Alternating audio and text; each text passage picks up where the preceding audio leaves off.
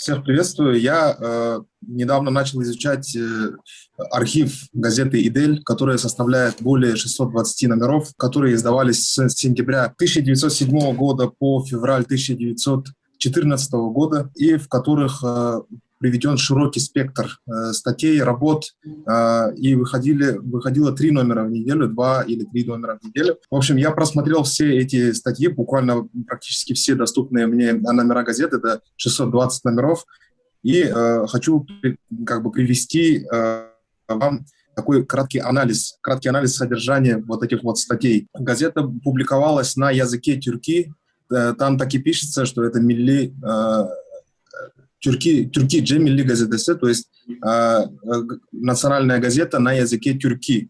Что такое язык тюрки? Язык тюрки берет свои корни из новочагатайского языка, то есть общие нормы, да, вот такой вот, которую ввели на территории бывшей Золотой Орды и Закавказья и бывшего Чагатайского улуса.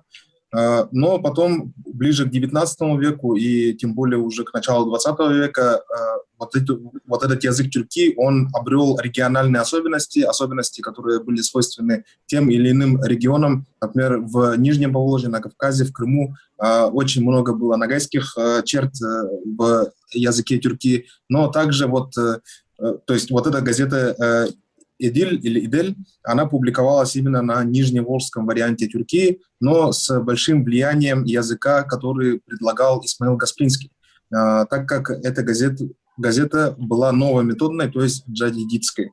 Нужно сказать также, что газета «Идель», она не принадлежала никакой из партий, которые на тот момент в Российской империи были, и представляла больше такой мусульманский взгляд на разные аспекты жизни.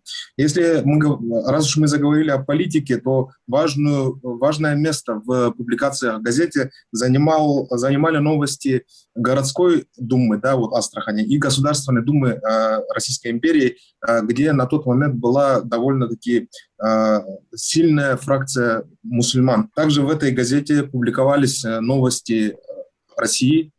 Они чаще всего назывались «Дахили хабарлар», то есть внутренние новости. Также были «Хариджи хабарлар», это новости зарубежья. Отдельными рубриками в газете были также рубрики новостей из Турции и из Ирана.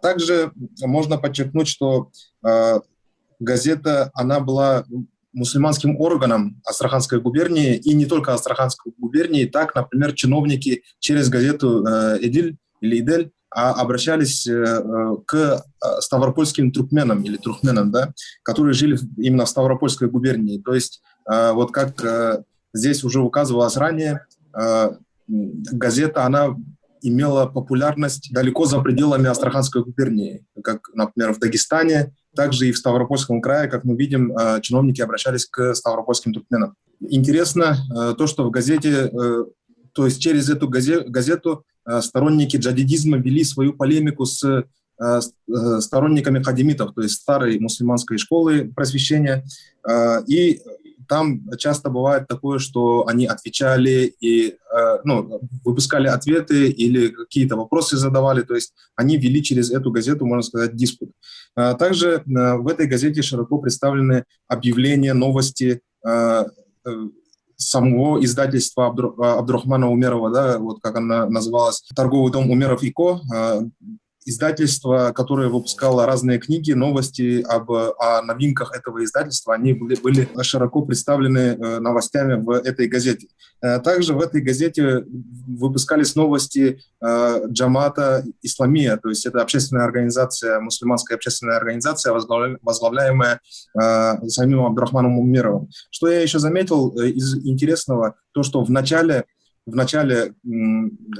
выпуска газеты, то есть первые годы, это 1907-1908 года, есть определенное, скажем так, общение или дискуссия с джамаатом Шура Исламия и, в частности, с газетой Бурган Таракки. Также в газете широко была представлена исламская тематика, там публиковались фетвы, там публиковались богословские материалы, наставления. Очень актуальная тема на сегодняшний день – это идентичность астраханских нагайцев.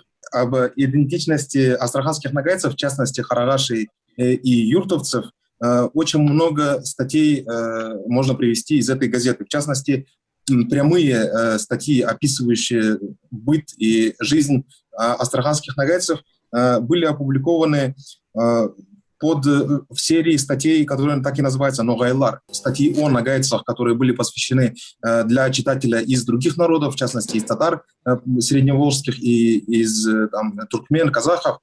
И были также обращения к самим нагайцам. Новости из, например, общины Джамата, Тияк, новости из села Казан, да, вот аул Казан, это сегодняшняя Башмаковка. И также мы там видим опубликованные в этой газете народные сказки, рассказы нагайцев и также даже джиры, то есть это народные песни нагайцев. Мною было насчитано более 50 таких материалов, которые посвящены самим нагайцам. Также мы видим, что средневолжские татары и другие народы обращаются к самим нагайцам через эту газету. В частности, из Ташкента организаторы сельскохозяйственной выставки, которая проходила в Ташкенте, приглашали через эту газету нагайских земледельцев, которые проживали в Астрахани. Это касается юртовцев. Да, и в этой газете начинали свою деятельность или же внесли большой вклад такие личности, как Заки Валиди, как Сагит Рамеев, Абдурахим Басыров, Габдулла Тукай, Наджиб Гасрин Угайлы. Широкий спектр статей, которые там представлен, представляет собой огромный интерес для исследования, для дальнейшего исследования. И я планирую перевести и издать статьи, которые я упомянул, статьи о нагайцах, и которые будут представлять огромный интерес для нагаеведов и для исследователей из других народов тоже. Спасибо большое. Рахмат, Алла разы болсын.